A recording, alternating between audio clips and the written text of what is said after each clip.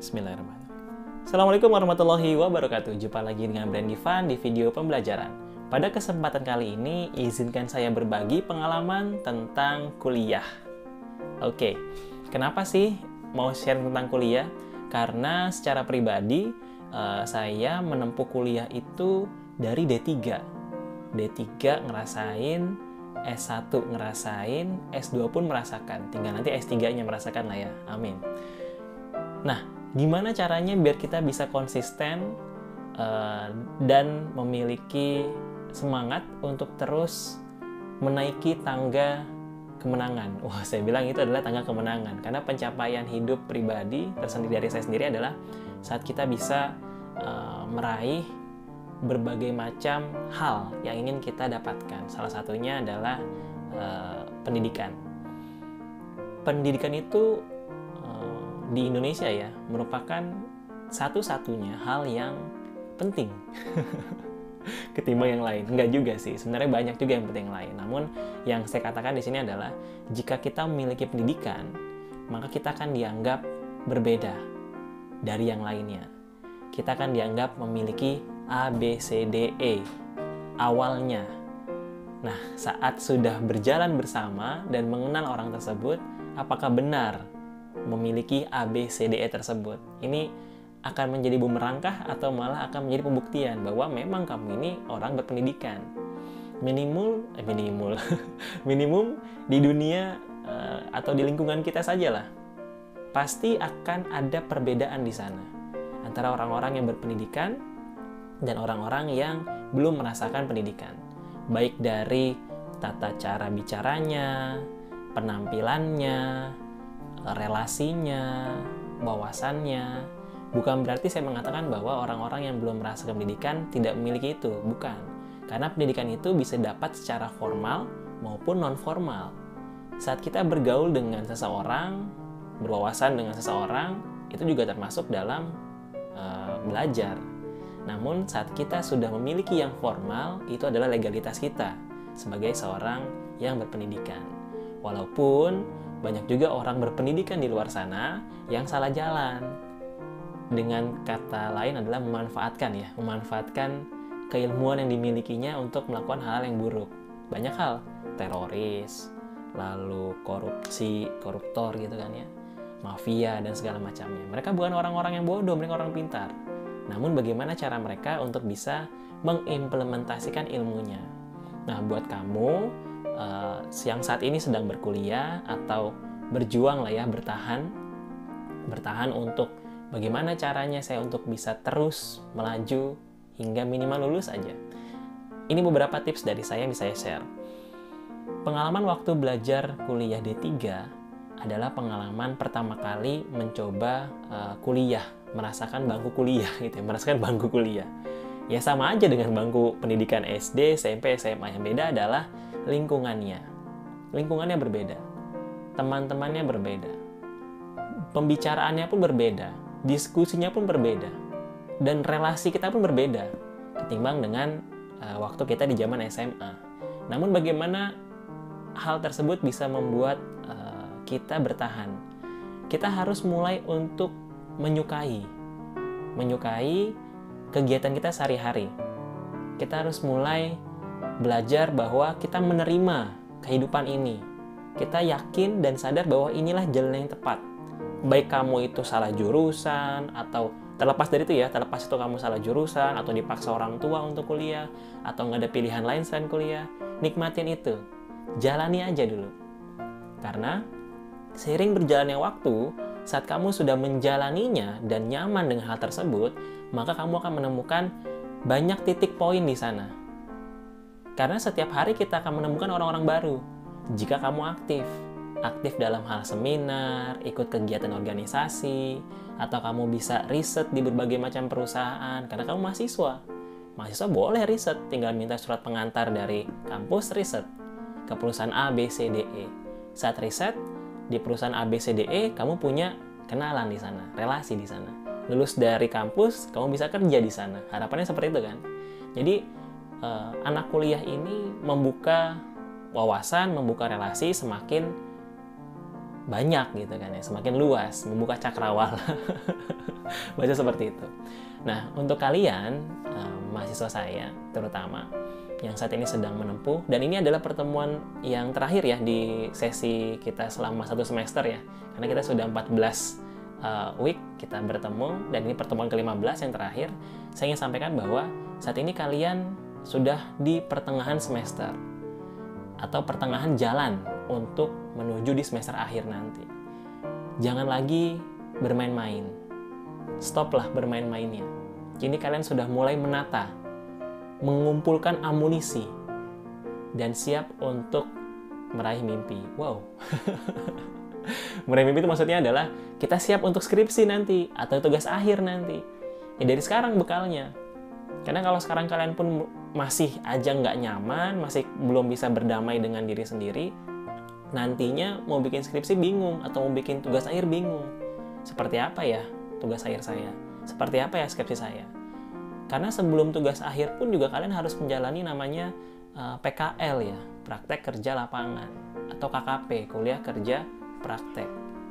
Persiapkan dari sekarang. Ilmu yang sudah kalian dapatkan di semester 1, semester 2, semester 3, dikumpulkan tuh. Difilter lagi, dilihat lagi, kira-kira nanti saya untuk PKL, KKP, atau tugas akhir, atau skripsi, mau ngambil apa judulnya? Dari sekarang pikirkan. Supaya kita tidak terlambat lah bahasanya. Pikirkan dari sekarang, sudah mulai ditulis, minimal tulis aja dulu bab 1-nya gitu kan. Dicicil aja dulu. Atau mungkin kalian sudah mulai membuat kerangka judulnya. Mau ngambil apa ya? Yang lagi banyak diperbincangkan gitu. Atau bukan yang diperbincangkan, tapi yang sesuai dengan minat saya apa ya? Kan gitu ya.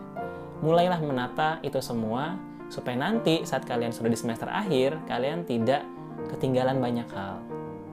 Mumpung sudah semesternya di tengah-tengah nih saat ini, sudah setengah jalan lah di perkuliahannya, kalian sudah mulai menata untuk menuju suksesnya TA atau suksesnya skripsi.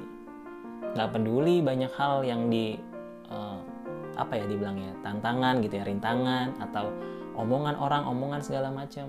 Kita fokus aja dengan tujuan kita.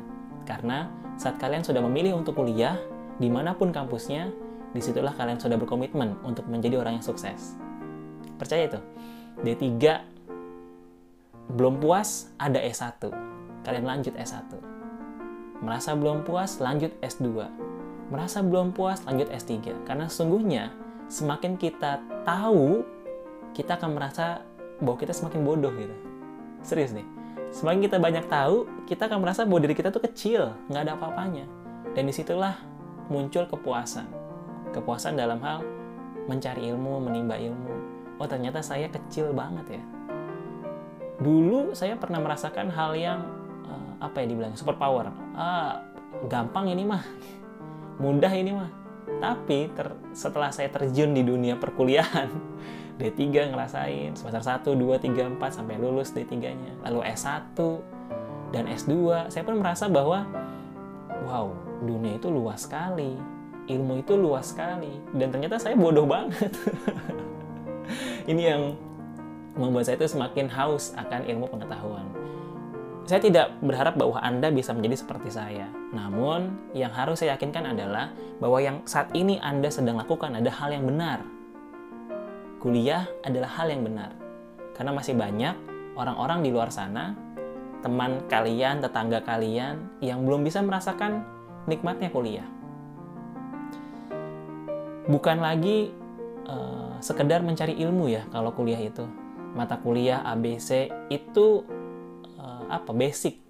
Namun, nikmatnya kuliah adalah saat kalian memiliki pengetahuan di luar itu. Kalian punya relasi di luar itu. Dan kalian punya pengalaman research di luar itu.